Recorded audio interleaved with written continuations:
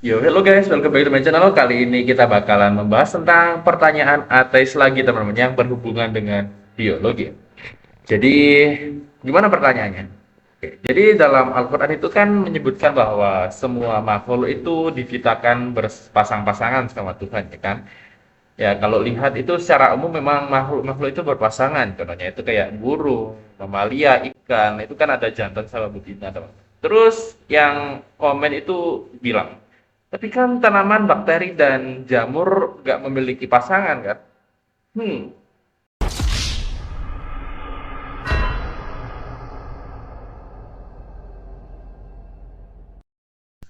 oke, jadi yang pertama di sini adalah tanaman ya. Nanti kita bahas untuk bakteri dan jamur di chapter selanjutnya. Jadi apakah tanaman mempunyai pasangan? Ya teman-teman. Tanaman itu mempunyai juga kelamin teman-teman.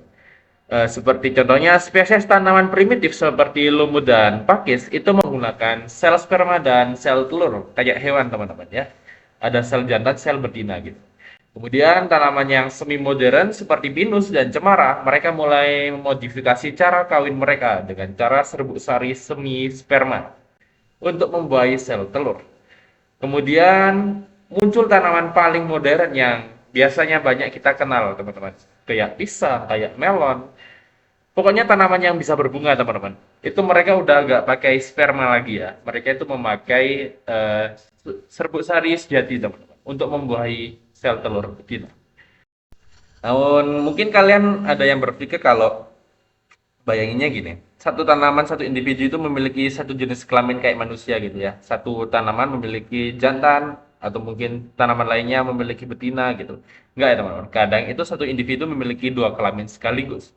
Jadinya mereka itu bisa kawin dengan dirinya sendiri. Loh, Bang, berarti mereka ini nggak butuh pasangan dong kalau buat kawin, karena mereka kan bisa kawin dengan dirinya sendiri.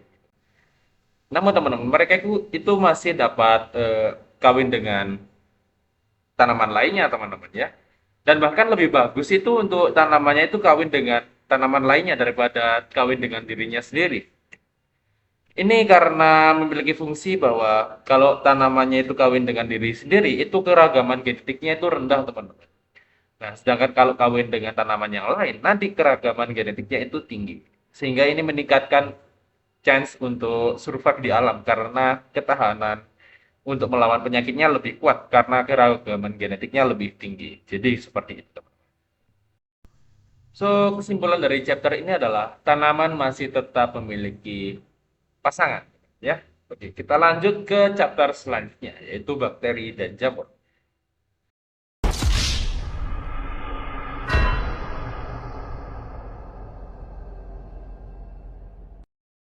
Oke, Quran itu bilang kalau semua makhluk itu memiliki pasangannya. Namun bagaimana dengan bakteri? Apakah bakteri memiliki pasangan? Oke, jadi bakteri itu tetap mempunyai pasangan teman-teman ya, meskipun mereka itu tidak punya kelamin.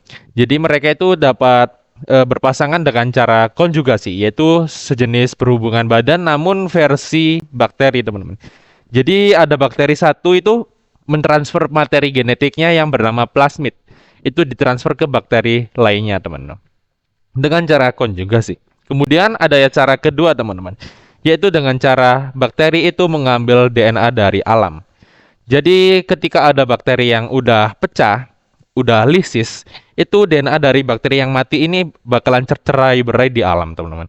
Dan kemudian bakteri yang hidup ini mengambil DNA dari bakteri yang mati ini untuk dimasukkan ke dalam selnya sebelum mereka membelah diri. Jadi setelah mereka membelah diri, mereka itu memiliki dua orang tua teman-teman ya, dari bakteri yang udah mati dan dari bakteri yang membelah diri itu tadi yang mengambil DNA dari bakteri yang udah mati tadi. Jadi seperti itu teman-teman. Maka kita dapat simpulkan bahwa bakteri juga memiliki pasangan teman-teman. Lalu bagaimana dengan jamur?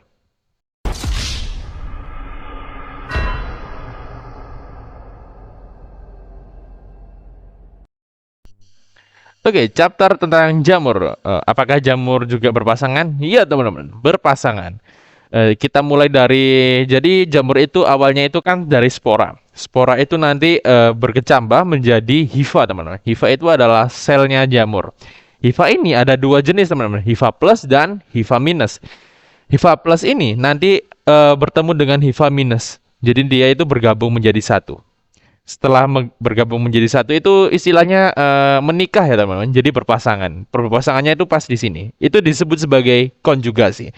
Setelah mereka berdua ini berkonjugasi, mereka berdua ini menghasilkan sebuah sporangium. Nah, sporangium itu nanti itu akan memproduksi spora dan kemudian sporanya kembali lagi ke fase awal dan muter-muter seterusnya. Seperti itu teman-teman.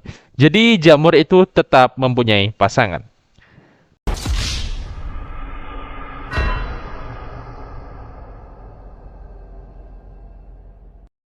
Oke, kita mau bahas di sini ada beberapa kesalahpahaman ya teman-teman. Jadi pasangan itu mungkin menurut kalian itu adalah pasangan seksual seperti bakteri konjugasi, seperti manusia yang kawin. Enggak ya teman, enggak hanya itu. Contohnya pasangan itu bisa aja itu pasangan simbiosis seperti pasangan simbiosisnya bakteri dengan lichen atau simbiosisnya jamur mikoriza dengan akar tanaman seperti itu teman-teman ya. Jadi pasangan itu memiliki makna yang luas aja, gak hanya tentang bereproduksi aja teman-teman ya. Jadi seperti itu. So, kesimpulan dari video ini adalah semua makhluk hidup itu ternyata mempunyai pasangan, teman-teman. Mau kalian itu nyebutnya pasangan biologis seperti perkawinan atau konjugasi yang ada di bakteri, atau mungkin kalian bisa menyebutnya itu pasangan simbiosis seperti bakteri dengan akar tanaman atau jamur itu dengan lichen. Jadi makna pasangan itu sangat luas sekali. Jadi Al-Quran itu tidak salah juga, teman ya. Jadi, oke, sekian dulu video kali ini. Mungkin kalau kalian ada pertanyaan atau mungkin saran konten selanjutnya, kalian bisa komentar di bawah. Saya mau bahas apa selanjutnya. Oke, see you next time. Jangan lupa like, comment, share, and subscribe. Bye bye.